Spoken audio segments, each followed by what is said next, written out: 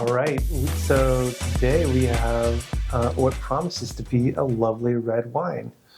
It's Zero Zero out of Spain, and it's made with Grenache, which is the world's most planted grape, apparently. Cool, how'd you find out about it? I was just on the Boisson website and I was just choosing at random a bunch of different wines to try, and this was one of them. It didn't have the greatest reviews. It was pretty middle of the road, so I have lowered my expectation. Yeah, we usually seem to have these high expectations and then get disappointed.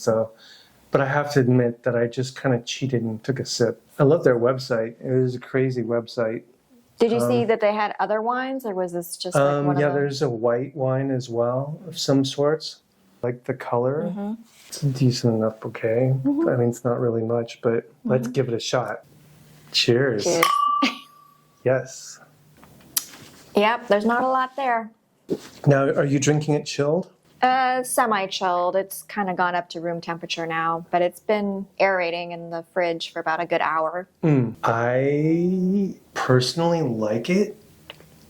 Like the finish is, it's got some interesting stuff going on there. So raspberry is what they say is a common thing with the Grenache grape, raspberry cherry, but I'm getting raspberry. All right, I'm trying it with some cheese this time. Really full-bodied flavor. Yeah, I know. We have different taste buds. Different taste buds, huh? You're not getting anything, huh? I mean, I'm getting grape. That's about it. A little bit of dryness, but I'm not at all impressed by this one. We've had other ones I've liked better. Yeah? Yeah. I am going to doctor mine up, though, with all the bitters, new barrel-aged lavender chamomile bitters, because it needs something for me to continue drinking this. That's giving me more complexity and more bitterness, which I like. When I think about like the joyous Cabernet, and it was that really muscat forward, I could really taste it. It had a lot of interesting flavor notes to it, and it held up with food really well. That was one of my favorites. The light Pinot Noir we had was also very good, nice and dry. I don't know. This is along the lines of the wine we tried from yours. It's like a red blend from Napa. Just not feeling this one. I'm sorry. Yeah, I like it. I'm getting like a surprising amount of complexity and flavor out of this. And especially, this is a $14 a bottle or $15? 16. Yeah, so far I would totally pay $16 for this. Who knows? This is why the reviews were middle of the road. Some people loved it, some people didn't. Evened it out. I know that they put the wine through a special distillation process that's like it's a cold dealcoholization that's supposed to conserve all the flavors. They didn't say anything about it being like the spinning cone column or anything like that. But for me, I'm getting like closer to a red wine than I've been on most of these. Okay. I'm glad. I'm happy for you. The tannins, that tart, whatever. Uh-huh. All right. So your drinkability is 4. Like 4. Mine is like 7.5. All right, even it out at a 6.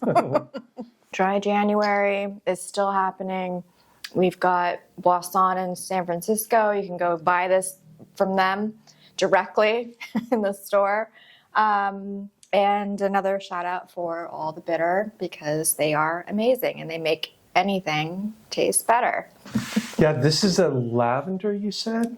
Chamomile lavender, and when you smell it, it just smells really intensely floral, but it doesn't have that flavor. It just adds this like nice level of bitterness that I really need. Yeah, you usually like all the bitters with your reds.